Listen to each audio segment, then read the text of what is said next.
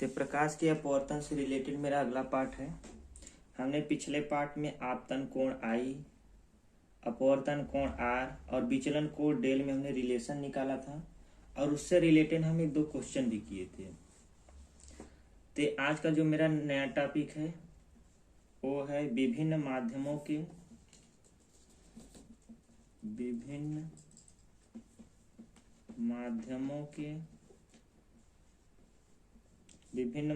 के अपवर्तनांक में संबंध।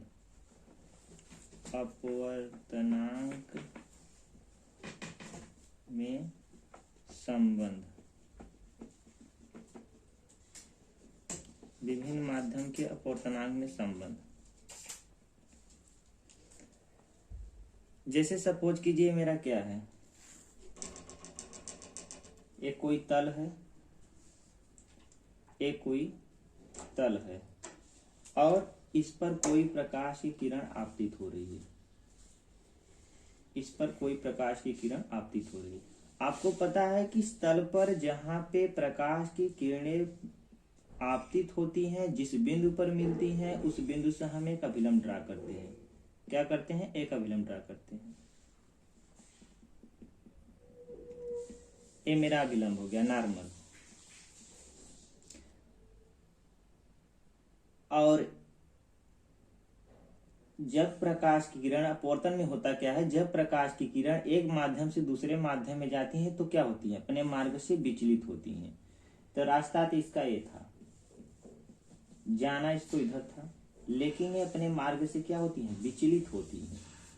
क्योंकि अपवर्तन में क्या होता है, जब प्रकाश की किरणें एक माध्यम से दूसरे माध्यम में आती हैं तो ये अपने मार्ग से क्या होती हैं? विचलित हो जाती हैं, विक्षेपित हो जाती हैं। और एक कोण हमारा क्या है? आर है। और एक कोण हमारा क्या है? आई है।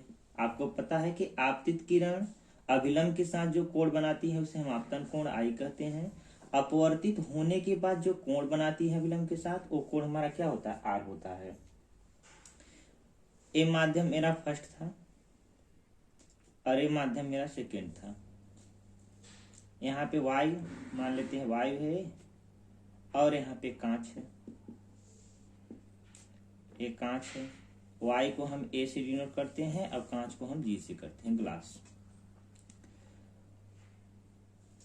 वायु हमारा क्या था? विरल माध्यम था। कांच हमारा क्या था? सघन माध्यम था। ए मेरा विरल माध्यम होता है। वायु हमारा जो होता है विरल माध्यम होता है और कांच क्या होता है? मेरा सघन माध्यम होता है।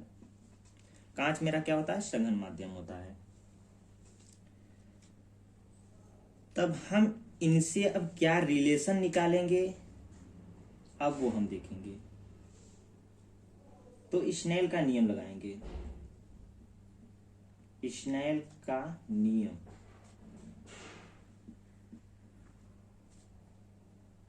या स्नेल के नियम से, स्नेल के नियम से। स्नेल का नियम क्या था हमारा? Sine i upon sine r equal to क्या था? 1/2। विरल माध्यम के सापेक्ष सघन माध्यम का अपवर्तनांक, यानी प्रथम माध्यम के सापेक्ष द्वितीय माध्यम का क्या अपवर्तनांक। पहला माध्यम हमारा क्या है? वायु है। दूसरा माध्यम मेरा क्या है? कांच है। तो स्नेल के नियम से क्या हो गया? Sine i upon sine r बराबर 1/2, यानी विरल माध्यम के सापेक्ष सघन माध्यम का अपवर्तनांक। ये मेरा समीकरण नंबर 1 हो गया। तथा sine r upon sine i equal to 2n1, सघन माध्यम के सापेक्ष विरल माध्यम का अपवर्तनांक। ये मेरा समीकरण नंबर 2 हो गया। अब यहां से हम क्या करेंगे? समीकरण नंबर 1 और 2 से, 1 और 2 से, तो हमारा क्या हो जाएगा? Sine i upon sine r into sine r upon sine i is equal to 1n2 into 2n1। यहाँ साइन आर से sine r cancel, sine i से साइन आई, बचा क्या हमारा 1। 1 is equal to 1n2 into 2n1। यानी हम कह सकते हैं कि 1n2 into 2n1 is equal to 1। ए मेरा यहां से रिलेशन आ गया। 1n2 into 2n1 is equal to क्या 1। अब 1n2 मेरा क्या है, 1n2 यानी विरल माध्यम के सापेक्ष सघन माध्यम का पूर्णांक। विरल माध्यम क्या हमारा a है, सघन माध्यम क्या है g है। यानी जो रिलेशन निकलेगा हमारा 1n2 के स्थान पे क्या रख सकते हैं a(n)g, यानी विरल माध्यम के सापेक्ष सघन माध्यम का पूर्णांक 2n1। 2 हमारा क्या है ग्लास है और 1 क्या हमारा एयर है, इंटू gna, यानी a(n)g इंटू gna बराबर क्या हो जाएगा 1 के। ए मेरा निकल गया रिलेशन, ए मेरा क्या निकल गया रिलेशन, यानी a(n)g into gna is equal to क्या 1। यानी विरल माध्यम के सापेक्ष सघन माध्यम का पूर्णांक इंटू सघन माध्यम के सापेक्ष विरल माध्यम का पूर्णांक इजकल टू क्या 1। ये हमने स्नेल के नियम से निकाला, स्नेल के नियम से निकाला। अब इसी फार्मूले से रिलेटेड आप देखिए कितनी आसानी से कई क्वेश्चन बहुत आसानी से निकल सकते हैं। तो आज के वीडियो का मेरा पहला क्वेश्चन है। क्वेश्चन हमारा क्या रहा है कि y के सापेक्ष जल का अपवर्तनांक 4/3 है तथा y के सापेक्ष कांच का अपवर्तनांक 3/2 है, तो कांच के सापेक्ष जल का अपवर्तनांक क्या है। तो सबसे पहले हम काम क्या करेंगे, जो जो क्वेश्चन में दिया हम सबसे पहले उसको लिख लेते हैं। हमें दिया है y के सापेक्ष जल का अपवर्तनांक, इसका मतलब ANW इक्वल टू कितना दिया है 4/3 है, तथा y के सापेक्ष कांच का अपवर्तनांक 3/2 है, यानी ANG एयर के सापेक्ष ग्लास का जो अपवर्तनांक है कितना दिया हमें 3/2 है। ये हमें दो चीजें हमारे क्वेश्चन ने दिया हुआ है। हमसे पूछ क्या रहा है, हमसे पूछ रहा है कांच के सापेक्ष जल का अपवर्तनांक यानी GNW। ये हमसे पूछ रहा है कि कांच के सापेक्ष जल का अपवर्तनांक क्या होगा। तो कांच के सापेक्ष जल का अपवर्तनांक यानी GNW बराबर, जो लास्ट वाला होता है उसको ऊपर लिखते हैं, GNW मतलब ANW अपान, और जो G होता है जो पहले होता है उसको हम नीचे लिखते हैं यानी ANG। तो GNW बराबर ANW अपान ANG। अब हमें वैल्यू दिया क्या है ANW, यानी y के सापेक्ष जल का अपवर्तनांक कितना दिया है 4/3 दिया है, 4/3 बटे एयर के सापेक्ष ग्लास का अपवर्तनांक कितना दिया है 3/2। यहां से क्या हो जाएगा एक 4/3 इंटू 2/3, यानी ये क्या हो जाएगा 4 दूनी 8/9। ये हमारा क्या हो जाएगा आंसर हो जाएगा। तो अगला क्वेश्चन हमारा क्या कर रहा है कि y के सापेक्ष जल का अपवर्तनांक 4/3 है तथा y के सापेक्ष कांच का अपवर्तनांक 3/2 है, तो जल के सापेक्ष कांच का अपवर्तनांक क्या होगा। जो मेरा पहला क्वेश्चन था वो पूछ रहा था कि कांच के सापेक्ष जल का अपवर्तनांक क्या होगा, यहाँ हमसे क्या पूछ रहा है जल के सापेक्ष कांच का अपवर्तनांक क्या होगा। वैल्यू जो हमें गिवन दिया गया है वो सेम है, यानी जो एयर के सापेक्ष जो वाटर का अपवर्तनांक है कितना है 4/3, यानी ANW बराबर क्या दिया है ANW बराबर 4/3, और y के सापेक्ष कांच का अपवर्तनांक, y के सापेक्ष कांच का अपवर्तनांक, इसका मतलब ANG हमें कितना दिया गया है 3/2, और हमसे पूछ क्या रहा है जल के सापेक्ष कांच का अपवर्तनांक, जल के सापेक्ष यानी वाटर के सापेक्ष हमसे ग्लास का अपवर्तनांक पूछ रहा है। WNG हमसे क्या कर रहा है पूछ रहा है, तो WNG यानी जल के सापेक्ष कांच का अपवर्तनांक बराबर क्या हो जाएगा, अब जो लास्ट होता है उसको हम ऊपर लिखते हैं यानी ANG अपान ANW।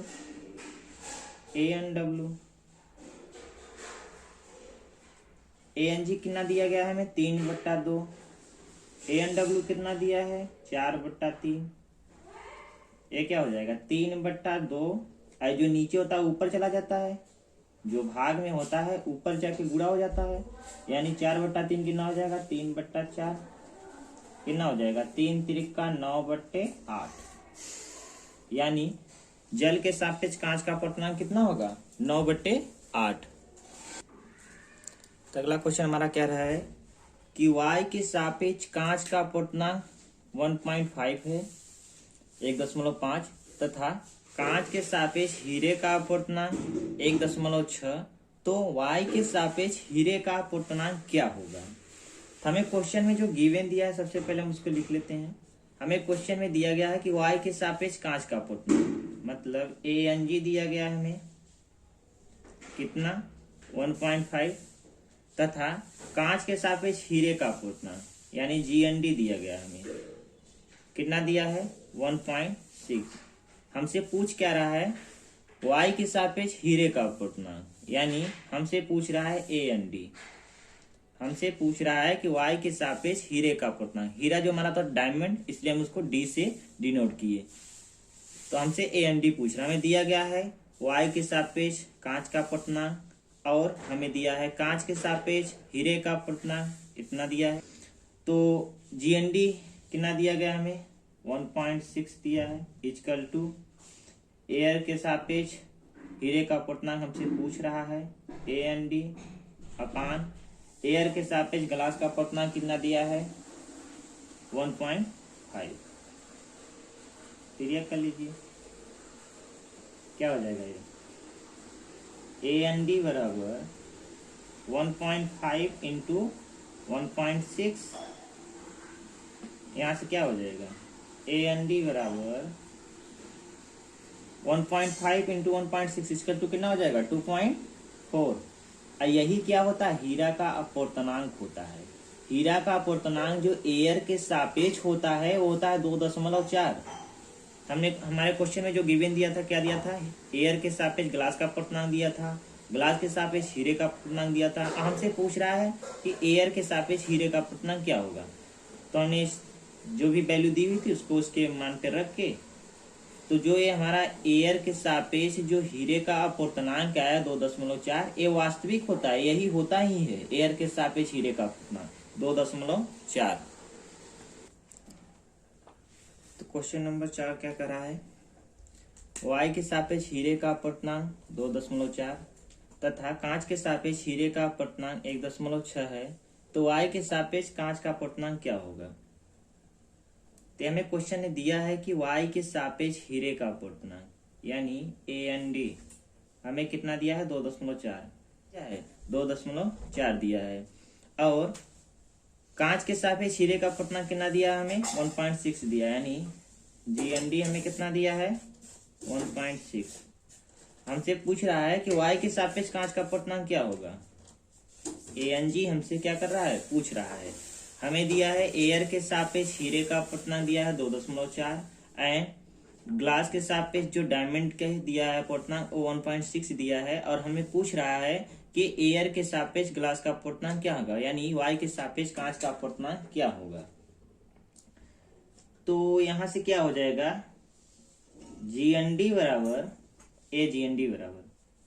GND बराबर AND, जो लास्ट का होता है ऊपर जाता है, और हमेशा जब भी हम लेते हैं वो हमेशा लेते हैं y के सापेक्ष ही लेते हैं। कोई भी अगर पदार्थ है तो किरणें जो आएंगी वो एयर से ही होके आएंगी, इसलिए हम जो इसका अपवर्तनांक लेते हैं वो y के सापेक्ष ही लेते हैं।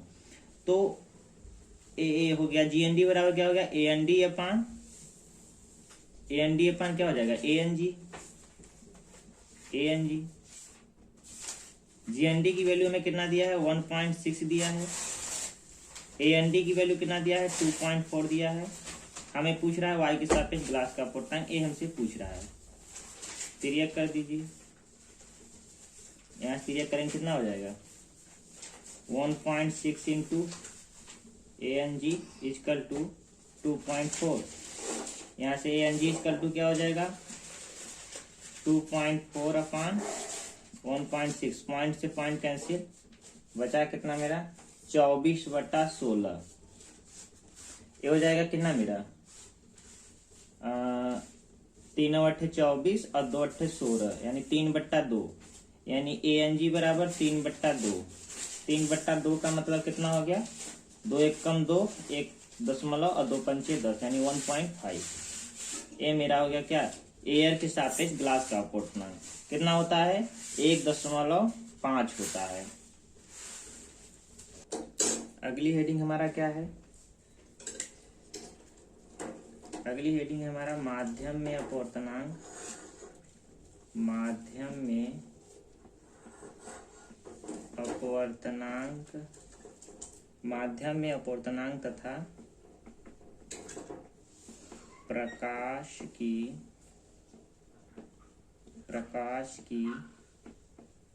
चाल के बीच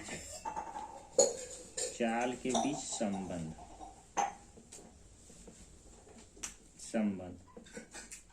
अब अपवर्तनांक और प्रकाश की चाल में हम क्या निकालेंगे? रिलेशन निकालेंगे। माध्यम में अपवर्तनांक और प्रकाश की चाल के बीच संबंध। अब माध्यम में अपवर्तनांक क्या होता है? जो इनके बीच हम संबंध निकालेंगे तो क्या होता है? किसी माध्यम का जो अपवर्तनांक होता है, किसी माध्यम का अपवर्तनांक, किसी माध्यम का अपवर्तनांक निर्वात में प्रकाश की चाल, निर्वात में प्रकाश की चाल, निर्वात में प्रकाश की चाल तथा उस माध्यम में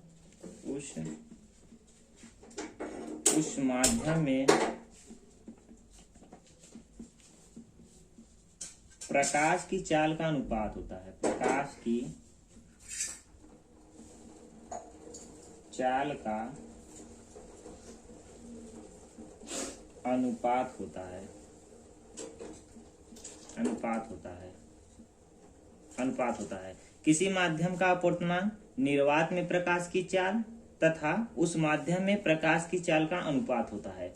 अर्थात कहने का इसका जो मतलब है वो है कि माध्यम का अपवर्तनांक, माध्यम का अपवर्तनांक,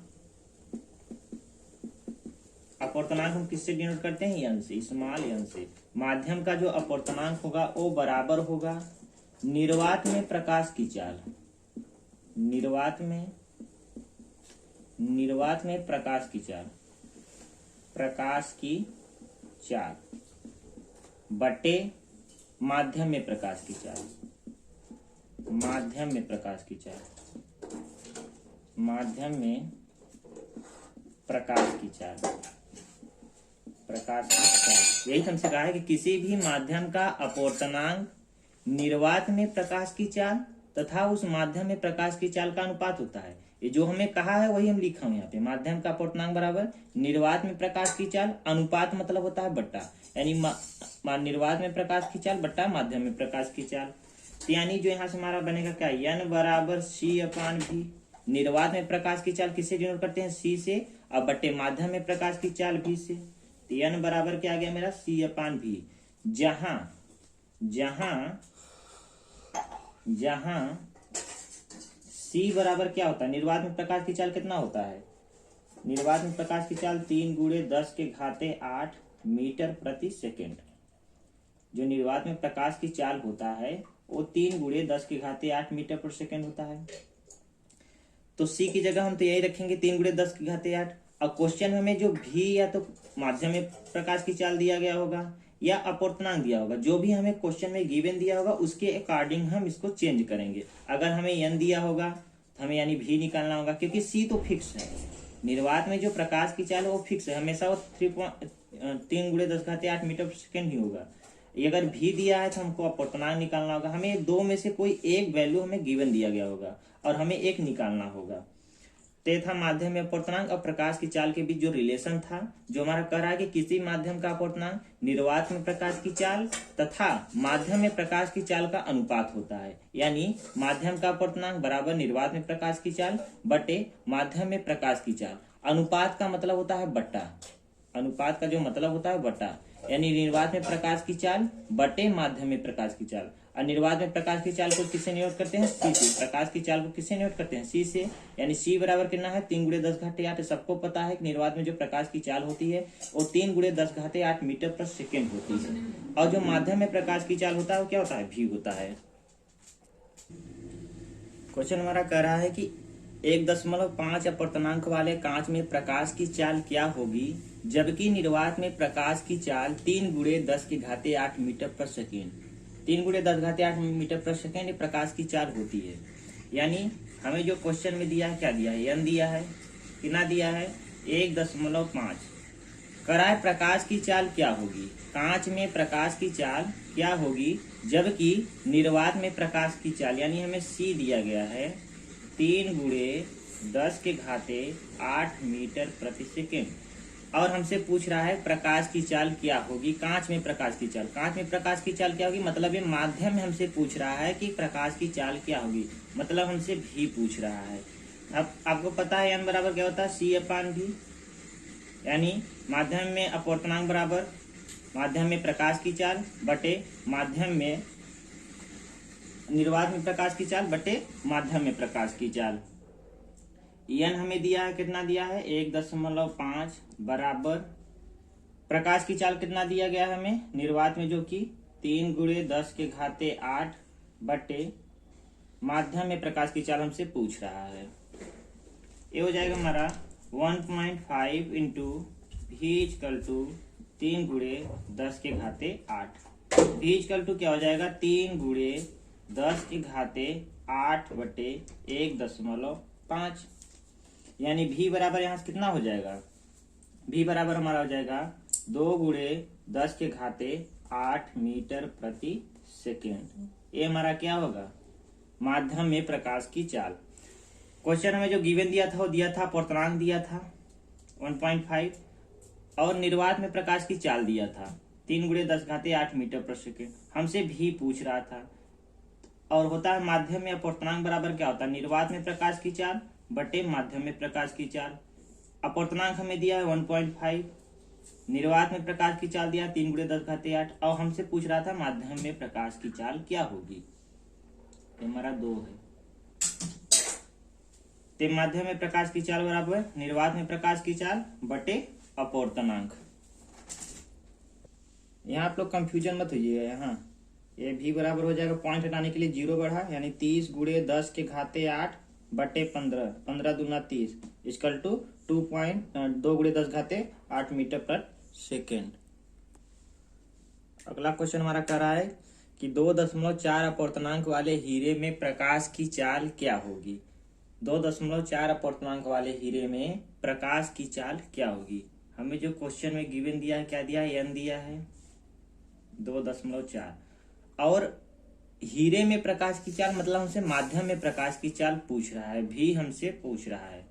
और सी हमारा क्या है? निर्वात में प्रकाश की चाल जो फिक्स है, यानी 3 × 10⁸ मीटर प्रति सेकेंड। तो n बराबर क्या हो जाएगा? C/V। V बराबर क्या हो जाएगा? C/N। यानी V बराबर 3 × 10⁸ बटे 2.4। यहाँ से V बराबर हमारा कितना हो जाएगा? दशमलव हटाने के ऊपर 0 बढ़ाएंगे, यानी 30 × 10⁸ बटे 24। ये हमारा हो जाएगा, ये हमारा हो जाएगा कितना होगा? हमारा 1.25 × 10⁸ मीटर प्रति सेकेंड। 24 से 30 में भाग दीजिए, कितना आएगा? 1.24 से कम 24, 6 बचा, दशमलव लिया, कितना हो गया? 2.5। यानी जो माध्यम में प्रकाश की चाल क्या होगी? 1.25 × 10⁸ मीटर प्रति सेकेंड। इसी में हमारा नोट है, अगला आप लोग नोट डाल लीजिए। नोट हमारा क्या कर रहा है कि हीरे में प्रकाश की चाल, हीरे में प्रकाश की चाल सबसे कम होती है, सबसे कम होती है, सबसे कम होती है, क्योंकि हीरे का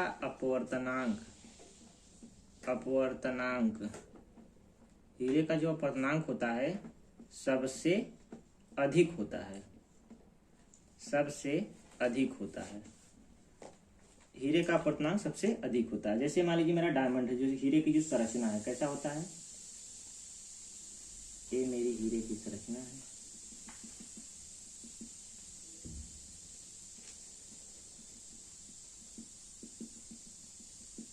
ये मान लेते हीरा हमारा, हीरे की संरचना होगी। यहाँ पे बंध कोण बनता है सी,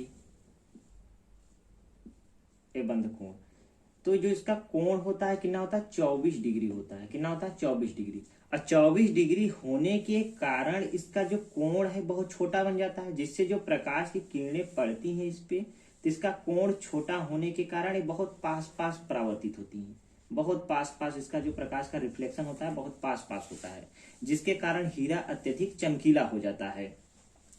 और केमिस्ट्री में आप लोग पढ़े होंगे जो इसका बंध कोण होता है, बंध कोण, जो इसका बंध कोण होता है वो होता है 109 डिग्री 28 मिनट का होता है। और जो इसकी संकरण होती है, संकरण sp3 होता है, sp3 होता है।